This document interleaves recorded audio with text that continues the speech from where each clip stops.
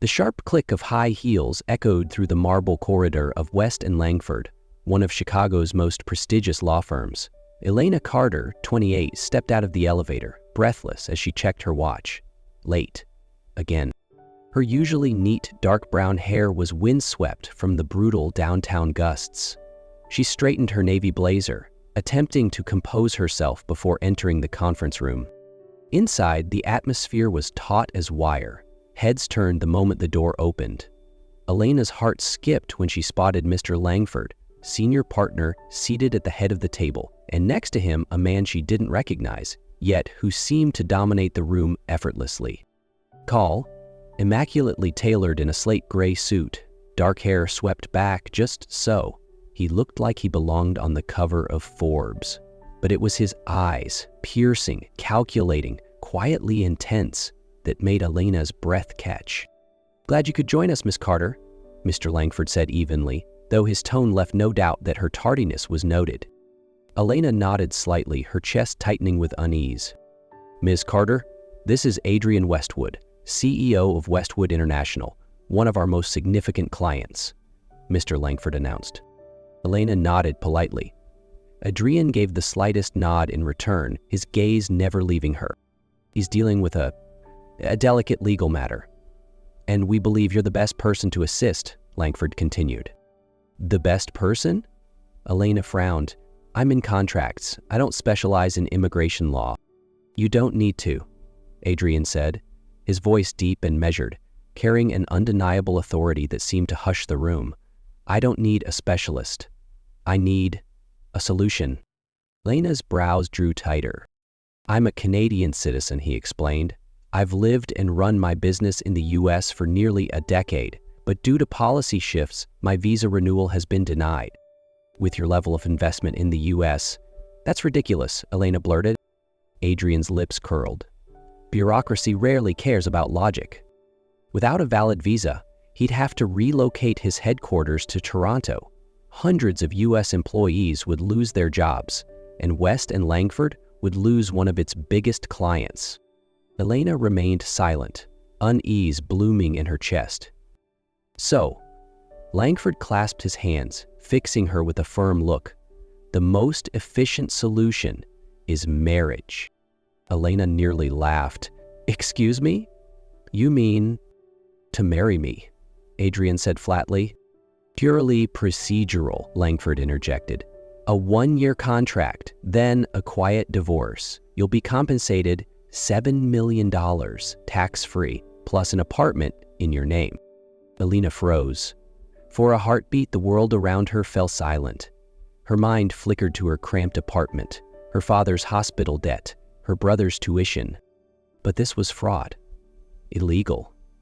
"You don't have to decide now," Adrian said, rising. "You have 24 hours. My driver will take you home. I expect your answer tomorrow morning." Elena barely slept a wink.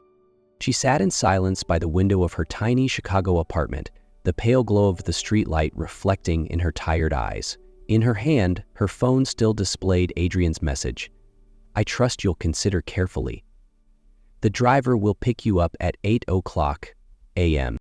She thought of her parents, of the unpaid medical bills from her father's heart surgery, her younger brother on the verge of dropping out of med school due to tuition debt.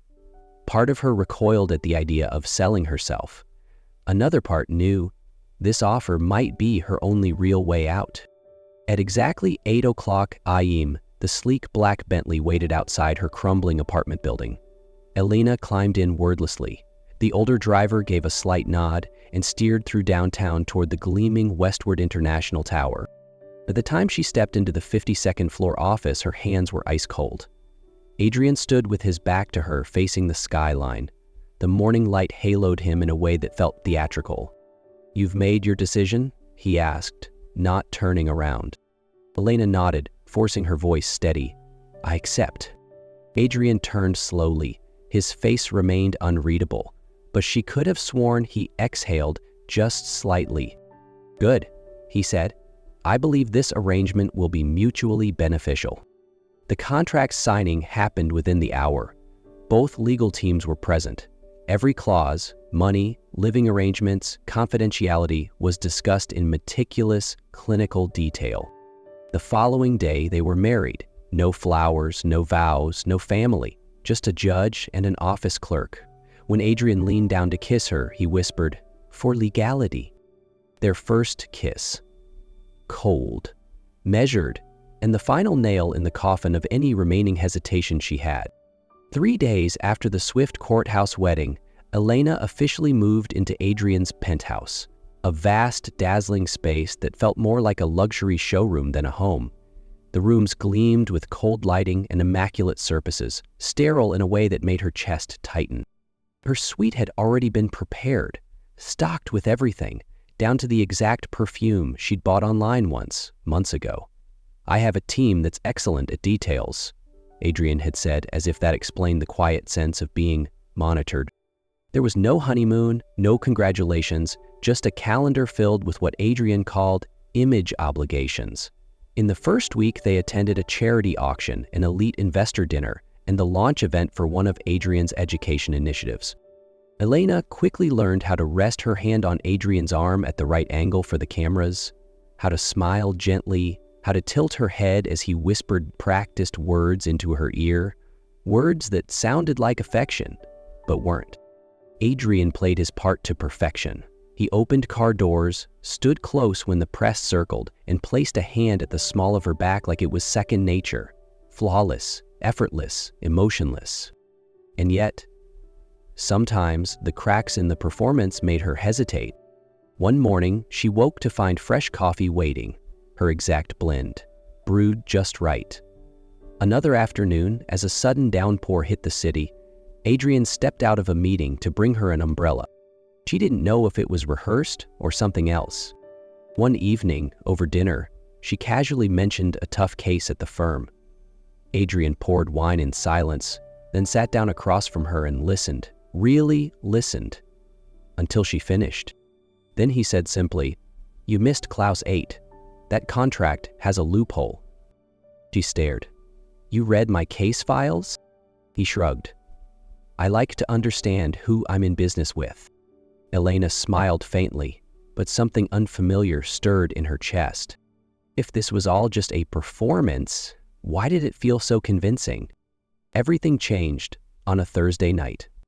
Elena came home late after a long, draining day at the firm. Her shoulders ached from sitting at her desk for hours, and her mind still swirled with unresolved legal briefs. She didn't expect Adrian to be home. He often worked late, sometimes slept at the office or disappeared to New York without warning. But that evening, the kitchen lights were on, the smell of tomato sauce filled the air. Adrian stood by the counter, sleeves rolled up, expertly mincing garlic. Elena froze in the doorway. "Are you cooking?" Without looking up, he replied, "You haven't eaten. I figured." She approached, hesitant. "I didn't know you knew how to cook." "I don't like depending on others," Adrian said. "Cooking is a basic survival skill." He handed her a cutting board. "You handle the tomatoes." They cooked side by side in the sleek kitchen. No music, little conversation. But the silence was strangely warm. Elena watched him under the golden light, and for a moment, he didn't look like the icy CEO. He looked real. Over dinner, she asked, "Why me? Out of all the lawyers, why choose me?" Adrian set down his utensils. "I read your file. Top of your class. Turned down bigger firms to join West and Langford for the pro bono program." He paused. "That told me you had principles, that you care." Elena blinked. "You researched me?" "I don't like making blind investments," he said, his tone softer than usual. Then, after a pause, he added, "My mother was a ballet dancer, raised me alone. We lived off scholarship money and barely made rent. When I was 10, a pro bono lawyer helped her fight eviction. Without that, I wouldn't be here." Elena swallowed hard. Silence settled between them. "Thank you for dinner," she murmured, "and for sharing that." As they washed dishes, she watched him quietly. For the first time, Adrian didn't feel like the man she was contractually bound to live with. He felt like someone she wanted to understand, with her whole heart. Neither of them said it, but something between them had shifted. Gone were the awkward silences over breakfast. Gone were the scripted lines at social functions. Elena and Adrian began to really talk about work, about rough days at court, about her dream of opening a small legal clinic for immigrant families, about his mother, the woman who once danced ballet on Paris sidewalks to feed her child. They spent quiet nights on the balcony, each holding a glass of wine, watching the city lights flicker while sharing stories of their past, with no masks. Elena learned that Adrian once played piano, though he hadn't touched the keys in years. One night, she heard Claire de Lune floating through the penthouse. She found him at the piano, and when she entered, he simply said, "My mother's favorite piece." She never imagined someone like him could carry that kind of tenderness. Adrian, in turn, started taking interest in Elena's legal work. He often asked, "Did you win today?" And when she spoke of helping a family avoid deportation, his gaze softened. Not because of the victory, but because she cared. Something unnamed grew between them, quiet, undemanding, steady. Maybe that's how real love begins, not with a kiss, but with understanding. On their 6-month anniversary, Elena wasn't expecting anything. Neither of them had ever used the word anniversary. They simply lived together as part of a temporary contract. But that morning, on the breakfast table, lay a small handwritten card from Adrian. "Tonight, 8 p.m., wear the black dress you like. I'll pick you up." At exactly 8, Adrian arrived. No driver, no assistant. Just him in a charcoal suit, holding a bouquet of cream-colored hydrangeas. "Happy 6 months," he said softly. They didn't go to a 5-star venue this time. Instead, the car took them to a quiet street on the south side of the city, where a tiny Italian restaurant glowed warmly with soft yellow lights. Elena stopped in her tracks. "This is where my parents had their first date," she whispered. Adrian nodded. "You told me once. I remembered." They sat in a tucked-away corner, surrounded by the scent of oregano and the soft hum of jazz. Under candlelight, Adrian no longer looked like the cold CEO. He looked like a man about to say the most important words of his life. "Elena," he began, voice low, hesitant. "When I proposed this marriage, I thought it was just a deal." She said nothing, just watched him. "About then, you became the one thing I looked forward to each day. Your presence made everything less empty." He paused, gathering himself. "I don't want this to end, not after everything we've built. I want us, if you feel the same." Elena couldn't speak for a moment. Her heart was pounding. She had waited for this. Without letting herself admit it, "I don't want to leave," she whispered. "I don't know when it happened, but I've fallen for you," she said, quiet as breath. And then, nothing else needed to be said. Adrian leaned in, and for the first time they kissed. Not for show, not for the contract, but because their hearts had already decided. After that evening, everything changed. Elena could no longer think of Adrian as her contractual husband, not when his hand brushed her cheek each morning with quiet tenderness, not when he laughed genuinely at her sarcastic remarks, not when he canceled a meeting just to bring her ginger tea when she had a cold. They still slept in separate rooms until one night a thunderstorm knocked out the building's power. Elena woke in darkness, heart racing. She wasn't sure if it was the thunder or the sudden weight of loneliness. Then came a soft knock at her door. "Are you all right?" Adrian asked from the hallway. She opened the door. He stood there holding a flashlight, eyes tense. "If you can't sleep, would you mind if I stayed?" Elena didn't speak, just stepped aside, letting him in. That night, they slept side by side, not for passion, but for peace, a warmth neither of them had felt in years. From that night on, Adrian never returned to his old room. One morning, Elena woke in his arms, sunlight spilling through the curtains. She looked at his sleeping face, softened in slumber, and she knew. She loved him, not for the money, not for safety, but for the man himself, stoic on the outside, quietly attentive, closed off yet sincere when he let someone in. This love hadn't come like fire, it had come like water, silent, deep, and steady. And in that moment, Elena smiled, placing her hand over his chest, right where his heart beat, for her. As spring touched the edges of Chicago, everything in Elena's life began to soften. Adrian was no longer the stranger she shared a penthouse with, nor the stoic CEO needing her to solve a visa crisis. He had become part of her real life. He joined her family dinners every weekend.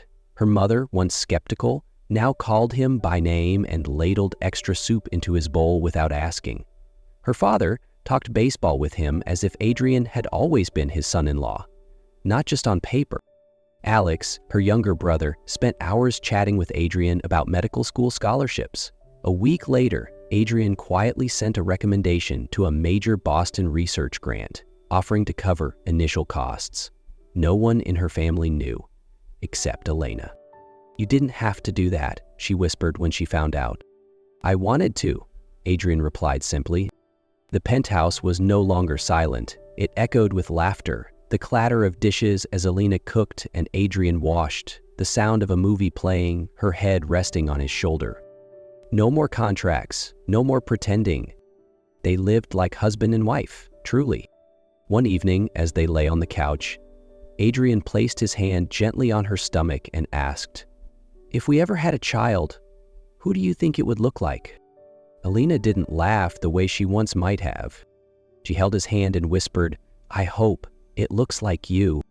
1 year after they first signed that fateful contract, Elena and Adrian stood side by side, not before a judge in a cold conference room, but beneath an arch of white flowers in the Botanic Garden on a soft spring afternoon. Friends, colleagues, and both families were there. Elena's mother wiped tears quietly. Alex couldn't stop taking photos. No one spoke of contract marriages anymore. All they saw were two people in love. Elena wore a simple, elegant white dress. Adrian, in a black tuxedo, looked at her as if she were the only thing that existed. When it came time to speak their vows, Adrian took her hands. His gaze was steady, but his voice wavered slightly. "I used to see love as a luxury, something meant for other people. I lived by logic, by strategy. And then you came along, the one thing I couldn't plan for." Elena squeezed his hands, her tears falling silently. She replied in a voice thick with emotion, "I never thought I'd fall in love with someone like you, quiet, guarded, controlled.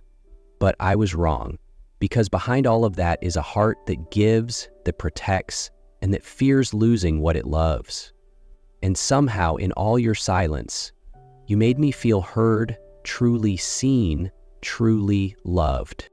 Applause erupted as they kissed, not for legality, not for appearances, but for love. Under the soft golden lights, with music drifting in the air, Adrian extended his hand. "Elena Bennett, may I have this dance?" "Always," she smiled. And so, beneath the lights, in the arms of the man she once married for money, Elena closed her eyes and smiled, because now she stayed. For love.